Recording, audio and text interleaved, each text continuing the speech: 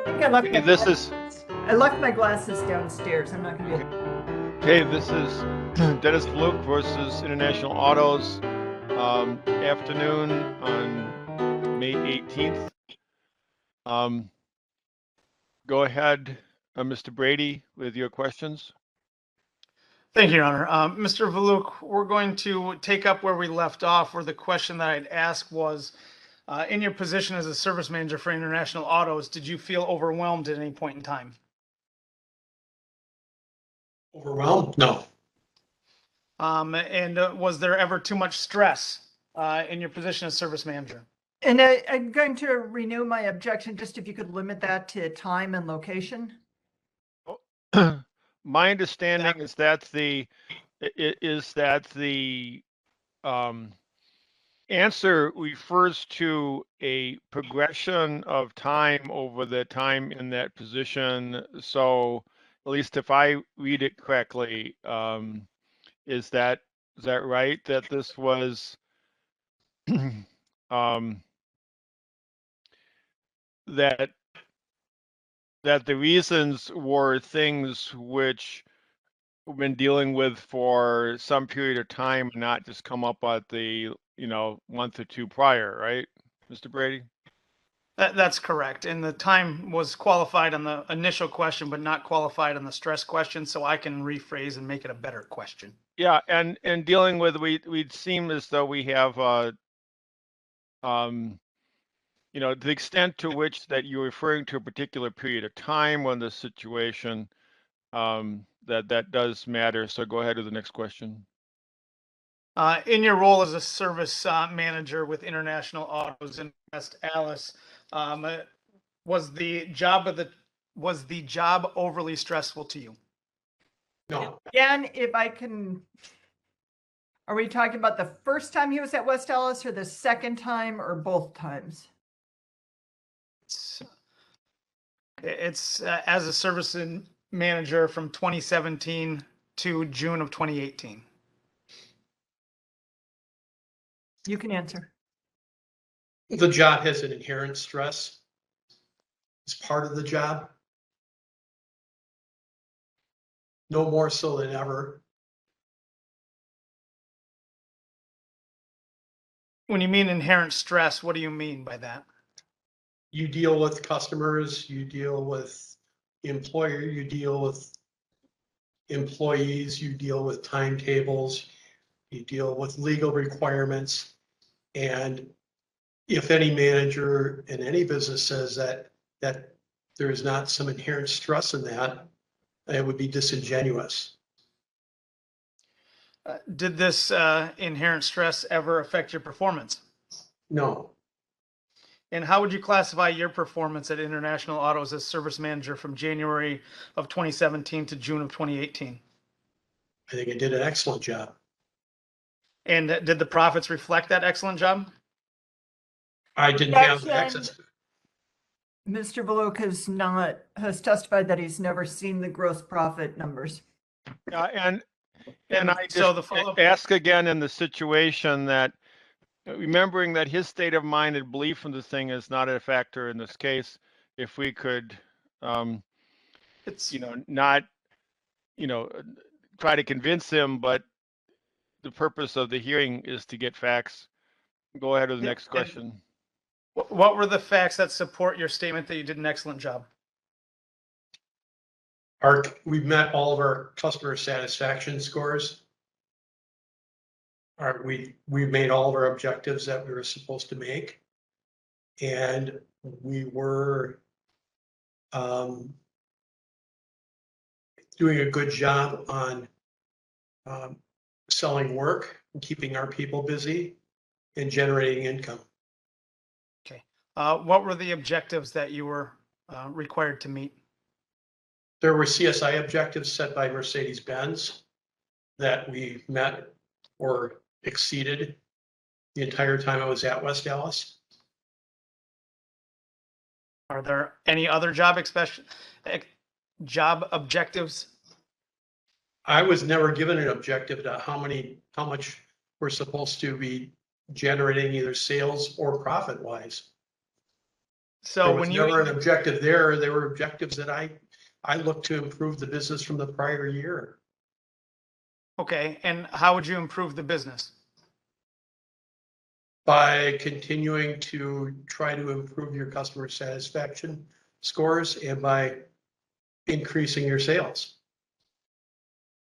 Okay, Or and at least increasing your sales per person, per technician. so was the sales increase an objective that you met? I wasn't given one. Okay. So when you indicated that you did an excellent job and that you met all objectives, is there any objective outside of CSI scores that you're referring to? I wasn't given any objectives on anything else from the company other than that. So, okay. And when you were given the opportunity initially at International Autos as service manager in January of 2017, what was your feeling of that transfer? It was a demotion. You weren't excited to have to work there?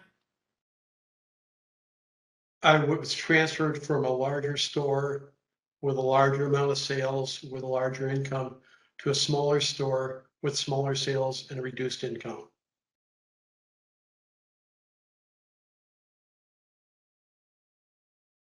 So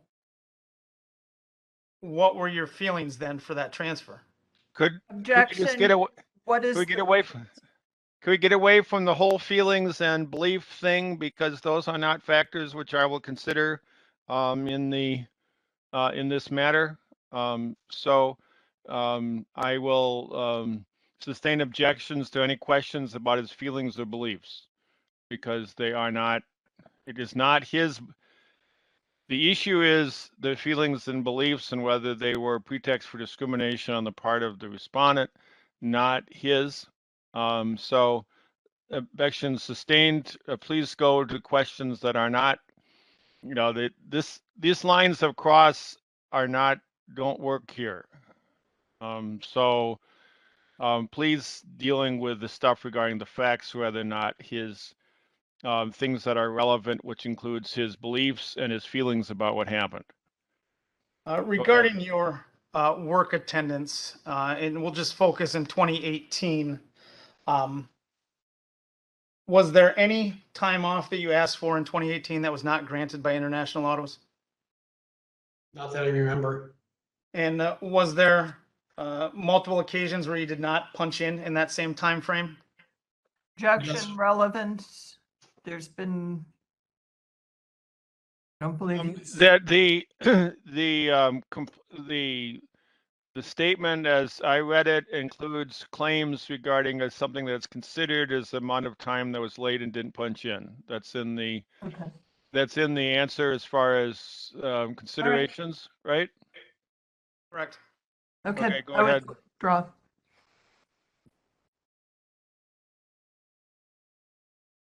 The question is for you, were there a variety of times when you didn't punch in? Yes. And why was that? I either got to work and there were customers waiting outside the door, and I forgot to punch in and took care of the customers, or I came to work and there were no loaner cars ready, so I went to the back of the dealership to bring loaner cars up front. And in the interest of trying to get things ready for the day, I forget to punch in. I was a salaried employee, so I'd forget.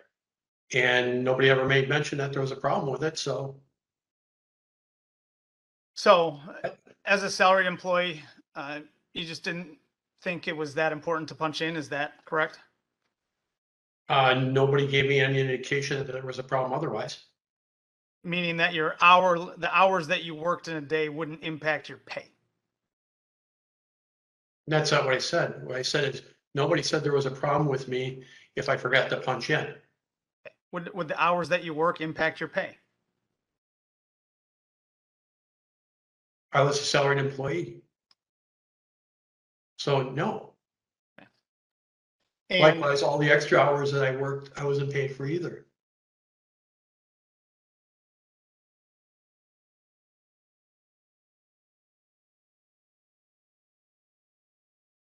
And then you testified earlier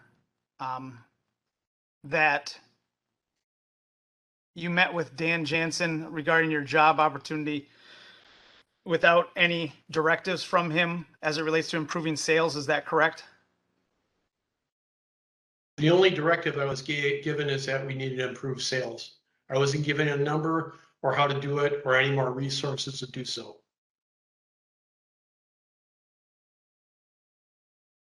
And there was no other meeting that you had with Mr. Jansen as it relates to performance? No, And that meeting was again in May of 2018. Is that your testimony? that's somewhere in May of 18. Okay. And as it relates to your employment in Elmbrook, what were your dates of employment in Elmbrook again? It's from January of 14 through January of 17. And you outlined the profits earlier for us, and those profits were for 2014 and 2015. Is that correct? Yes.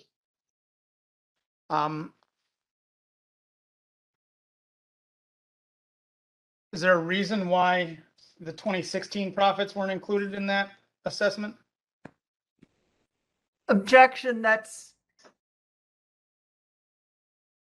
and this is first of all documents we received from you. So Just my understanding is that Can't if they're see it from you. not presented in the situation, go in and asking a witness why there aren't other documents. There's a variety of different reasons, and I'm not going to consider, it's their presence or absence that counts, not the backstory as to why they aren't there. Right. Go ahead with again, the extent to which they can focus on what happened and not asking him why or his opinion or his feelings. Those are important things, but just not for this case, because it's about whether there's pretext for discrimination, the reasons given or pretext for discrimination. So go ahead with the next question. All right. You testified that the 2014 gross profit combined was 1.290 million. Is that correct? Yes. The document says what it says. Yes. I mean, it could, go ahead to the next question. And that the 2015 same gross profit was 1.431 million. Again, Objection, the document says what it says. could And we're you going to go, get to the next document. So can you please review Respondents Exhibit 3 and we'll look at that document.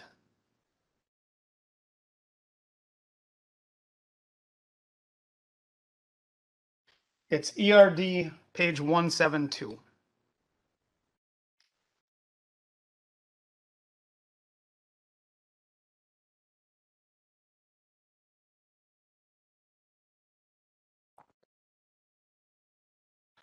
Do you recognize that document? Which exhibit? I'm sorry. Exhibit 3, ERD 172. Are you able to see it on the screen, Mr. Valuch? Yes. Okay. And do you recognize that document? That's another report that Tony generated. And that's for the years 2016, 17, and 18. That's what it says on there. And the grand total gross profit is the 1.489 million for 2016. That's what it shows. Yes. if he has nothing to do with the paying for preparation of this thing, and my understanding there's no foundation to ask him questions about that this isn't, again, this is about things that you would put in your briefing, not asking him questions about anything that he has knowledge of. And yet the questioning was allowed on direct for the years 2014 and 2015, and he was employed there through the year 2016. So you're allowing items to come in on direct but not on cross to get the full picture. I don't find any semblance of fair dealing in that regard, Your Honor. There was foundation asking, dealing with he had a role, in my understanding, there was a foundation for him knowing something about the document and the situation while you're asking him about situations which he was not involved in the preparation of the knowledge of the document. And I note the situation that if there had been the same issue or question of that he had no role in his preparation and he didn't know what the situation was, I would have sustained the objection there too. He doesn't asking witnesses questions about things which you're just taking the word of the document, which are effectively argument regarding the situation, is not evidence. So witnesses are to be questioned about things they have knowledge of. He's stated that he we're not involved in the preparation of these documents regarding gross sales, and the questioning to the extent to which that involves simply reading off numbers of documents is not evidence. So please go on to something else that is actually within that he has a foundation to testify about something that he knows about, rather than, my understanding is that these aren't, I believe that this is admitted already. I don't think that we have any basis to dispute dealing with the numbers are. So go ahead to the next question.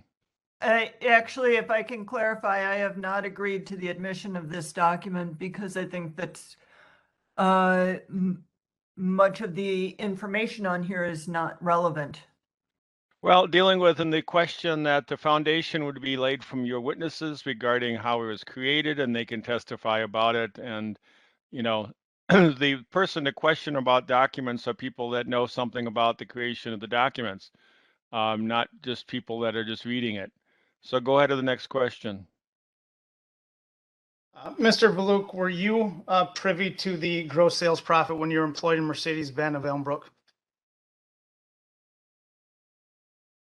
No, And objection, he repeatedly has said that he didn't have that access. That's at International Autos in West Allis. This is for Mercedes-Benz in Elmbrook.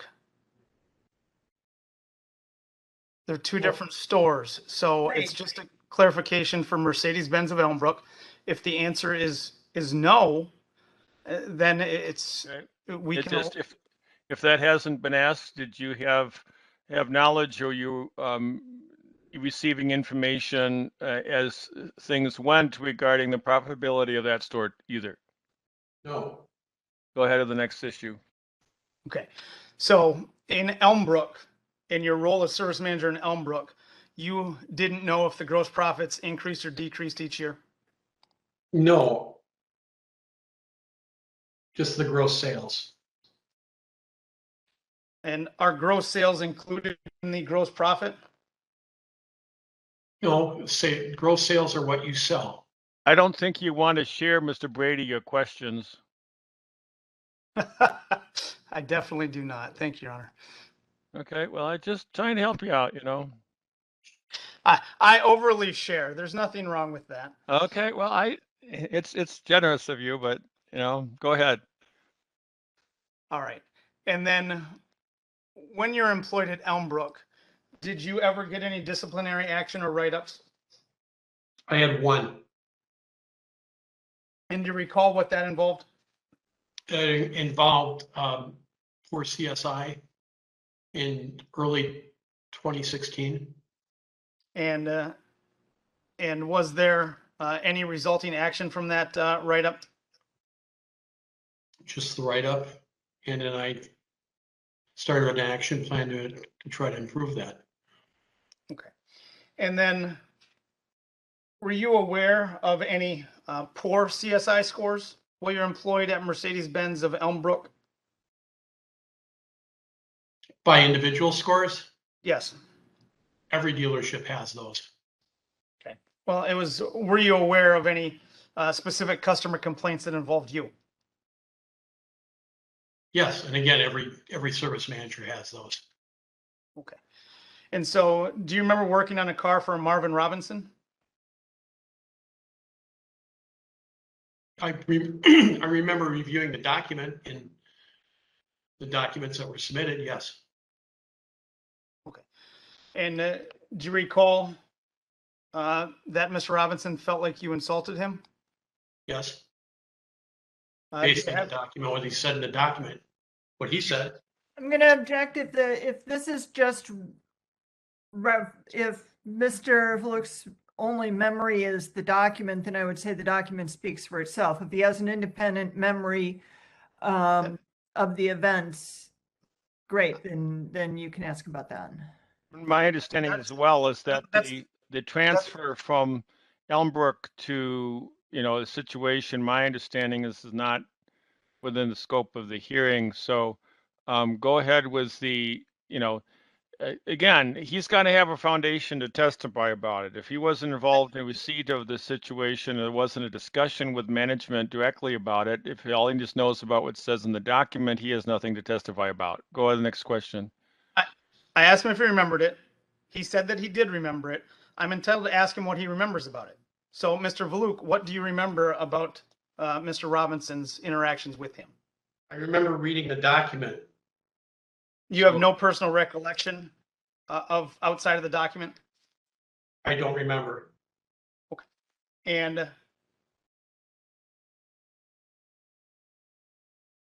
it's going to be the same question with Mr. Pila, P-L-L-A-I.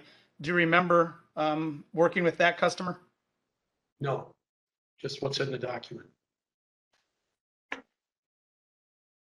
And there's a customer, Dan Driscoll. Do you remember working with that customer while you were employed with Mercedes-Benz of Elmbrook? No, Okay. And then as it relates to your employment at Mercedes-Benz of Elmbrook, if that's not part of the scope, we can streamline this. That was part of the clarification that I was trying to make earlier in this redirect. Just give me maybe 30 seconds to verify, but a lot of these My are, as it relates- understanding is certainly the reasons for and whether or not the move from Elmbrook was discriminatory is something that's outside of my purview. Okay, And then so it's just the reasons for these two decisions. then I'm gonna streamline the Elmbrook. That was the line of the question for the complaint for the dates, was to narrow that scope, Your Honor. So Okay, well, I saying how else it's dealing with the relevance to the two decisions, not the framework that you were talking about it, but it ended up removing some things, ruling in what you wanted, though just in a different way.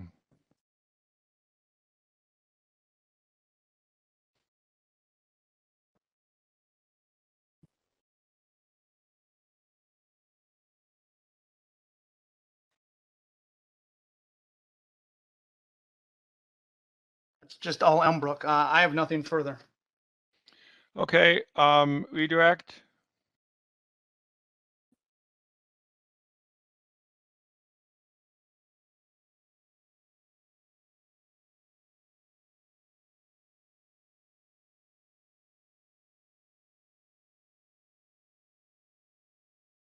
So I'm just double checking. I don't think so.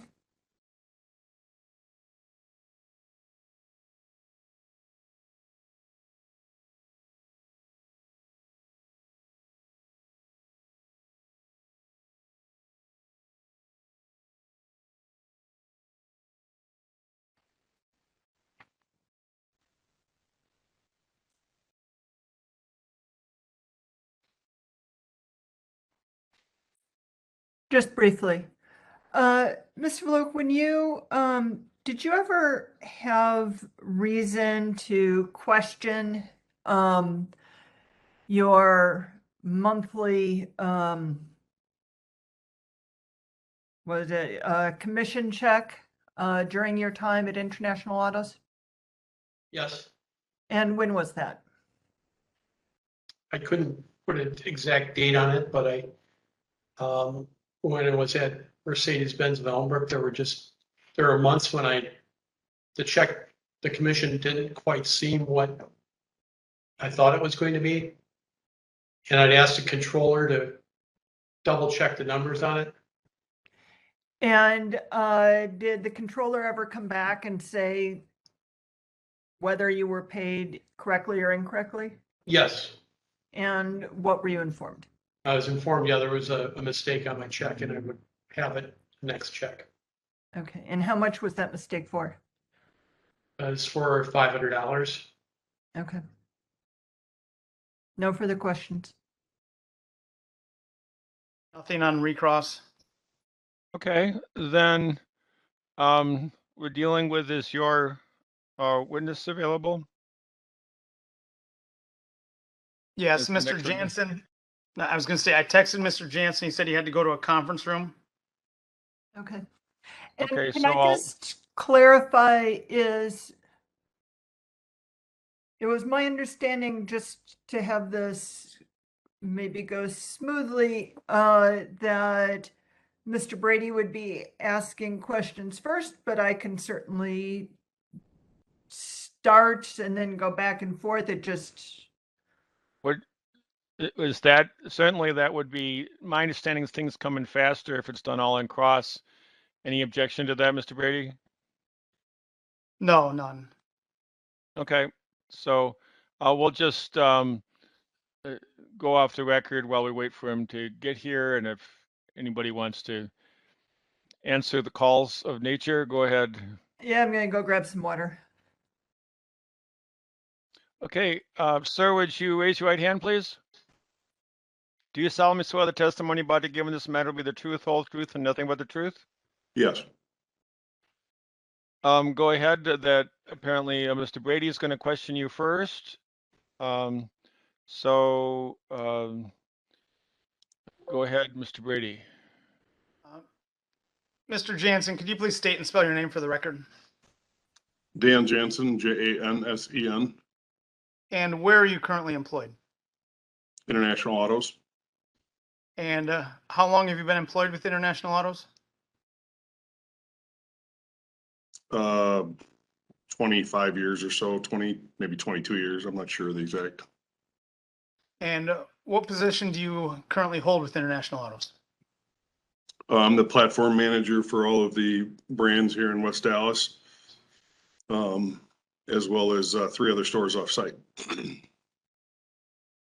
And does International Autos keep records of their employees in the ordinary course of business? Yes, And are you a custodian of the employee records for Dennis Valuch? no,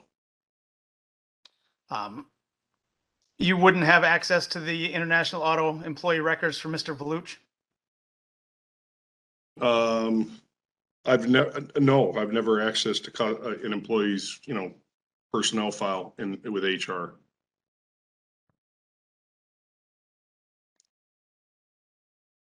Are you familiar with Mr. Valuch? Yes, And did you work with Mr. Valuch? yes, And is Mr. Valuch currently an employee? no, And was he previously an employee of International Autos?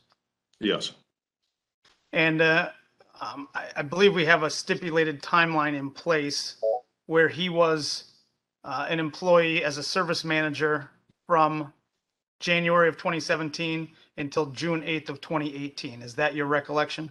yes. Okay. And then were you involved with hiring Mr. Valuch in January of 2017? No, I wouldn't have been involved with the hiring with Dennis.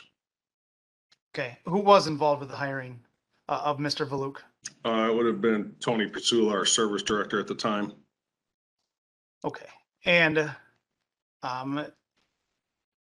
you worked with Mr. Valuch for the 18 months window that he was a service manager? Yes, And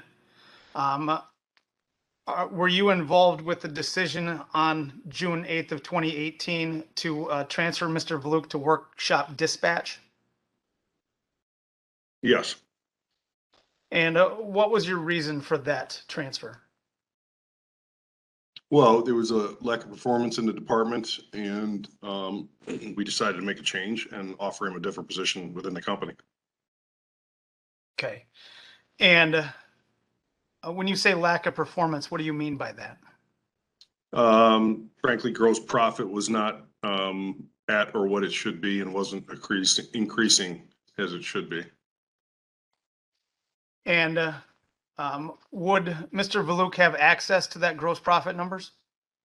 Yes. And how would he have had access? He had access to our DMS, the dealer management system, which is CDK. And he could run what we call a doc, which provides those numbers. And was his compensation tied into gross profit? Yes. And when I say compensation, I mean as service manager for International Autos in West Dallas. Yes. Okay. And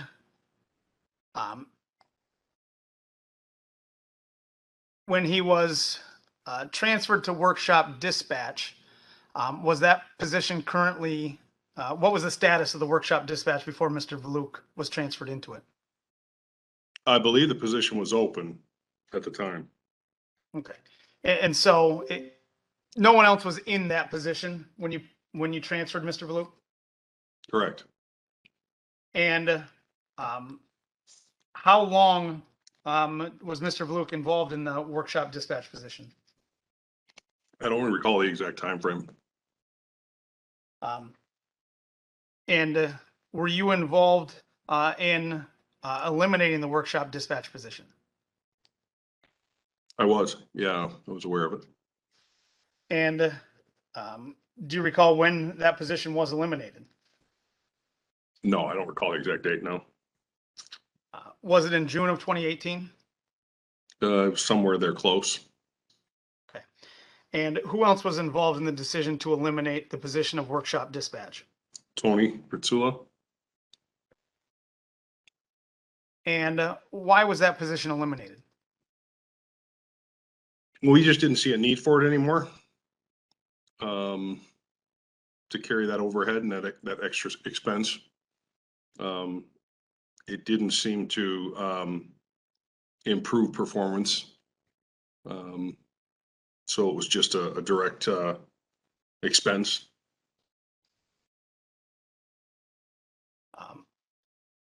Has there been a workshop dispatcher hired in that position since Mr. Valuch? No. And who absorbed the job responsibilities of workshop dispatch? Tony helped out with dispatch. The new Mercedes manager helped out with it. And then we have a couple shop foremen. In this case, we have a shop foreman that helps oversee the shop. He's one of the technicians.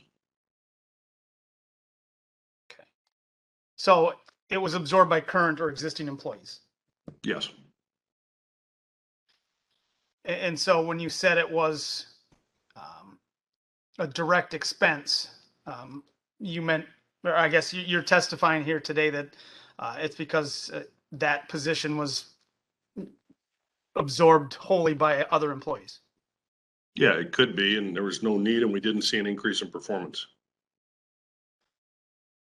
And were you involved in the decision to offer Mr. Valuch a service advisor position? Yes. What's your recollection of that offer? I think that we offered it to him, and I don't know if he'd declined immediately, or if he took an overnight or a day or two to do so. But my recollection is he didn't want to take it, and maybe felt like he didn't have another option. Okay. So Mr. Valuch declined the service advisor job when it was offered to him. That's your recollection? Yes.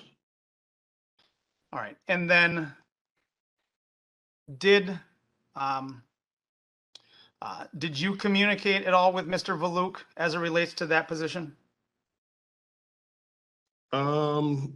I don't recall. I don't know if it would have been me. It would probably would have been Tony. I probably most likely would not have been involved directly with it, talking to Dennis about it. Okay. And was there any discussion of when Mr. Valuch was initially transferred in June 8th of 2018, instead of going to workshop dispatch to going to a service advisor? I don't recall. Were you in on the meeting on June 8th of 2018? I wouldn't have been in the meeting, no. Okay. And your testimony earlier that you were involved in the decision, but you just weren't personally at the meeting? Correct. I wouldn't have been in the office. No need for And me to be in there. And that decision was based upon performance to remove him from the service manager and put him in workshop dispatch? Yes. And did you ever discuss with Mr. Valuch his performance? Yes. And how frequently would you discuss it?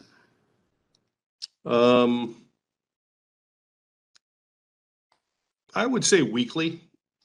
Tony would have done it, on a more frequent basis, Tony Pratsula, daily perhaps. But, I meet with managers in a management meeting every Monday. It's a meeting that Dennis wouldn't have been in, though. All Tony right, would so have been in the meeting.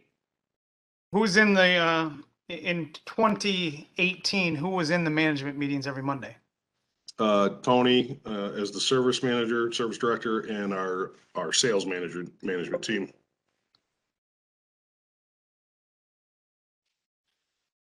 All right, so it would be primarily the three of you in weekly meetings? Yes. Well, more than that, it would be all of our sales managers and Tony for service. Got it. And was Mr. Valuch ever present in any of the management meetings? No, he wouldn't have been in those meetings. Would the performance of the stores be discussed at the management meeting? Yes, that's the only thing discussed in the meeting. And what would be the other content, or I guess the purpose of the management meetings? Share information,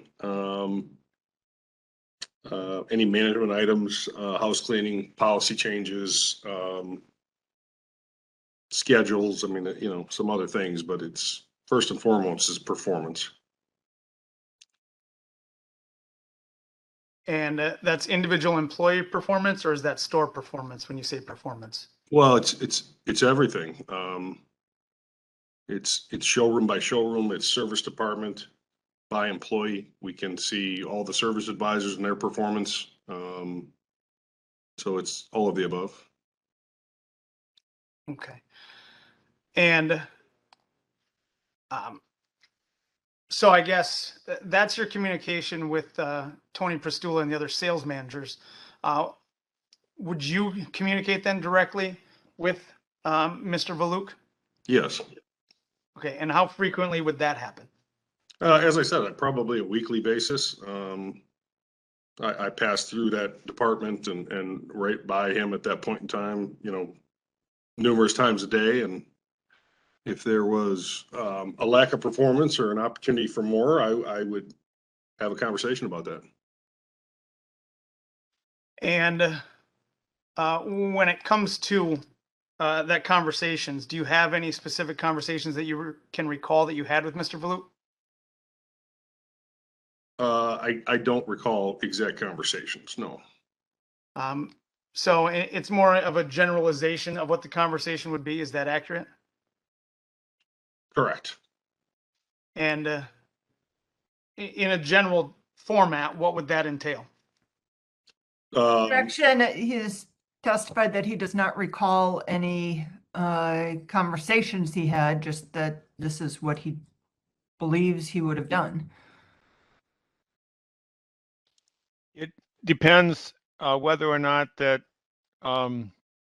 it's admissible. Depends on how regular it is. That there are some things that people always do, even if they don't remember. They're a pretty good idea that they're going to do them. So we have some foundation additional to see. as to whether it's just in the realm of conjecture or whether it's in the realm of that he has a pattern of always doing things a certain way on the matter. So I can't respond particularly to your objection until we lay some more foundation. Go ahead. All right. And Mr. Jansen, you indicated that you talk to him weekly, if not daily. To when I say him, I mean Mr. Valuch. Yes, correct, And those discussions were always centered on performance. correct, yes. And when they're centered around performance, what would those areas entail? Hey, we're off to a slow start. We're not tracking accordingly. What's going on? What's the root of the cause? Is it appointments down? Do we have techs on vacation? Really the reason behind service performance would be some series of questions like that always.